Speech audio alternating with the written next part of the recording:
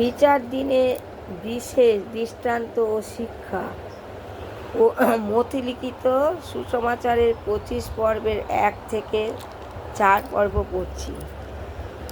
তখন স্বর্গরাজ্য এমন 10টি কুমারী তুল্য বলিতে হইবে, যাহারা আপন আপন প্রদীপ লইয়া বরের সহিত সাক্ষাৎ করিতে বাহির হইল।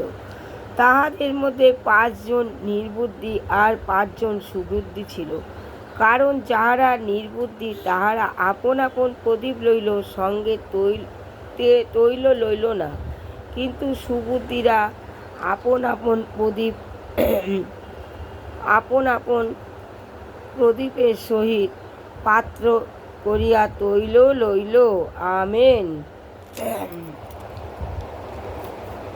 এই কথার অর্থ হচ্ছে, যারা বুদ্ধিমান তারা প্রদীপের তেল নিয়েছে, আর যারা বুদ্ধি না তারা প্রদীপের তেল নেয়নি। মানে পিতার বাক্য যে স্মরণ করবে, বুদ্ধি করে জ্ঞানে রাখবে, তার সব কাজ সুন্দর হবে।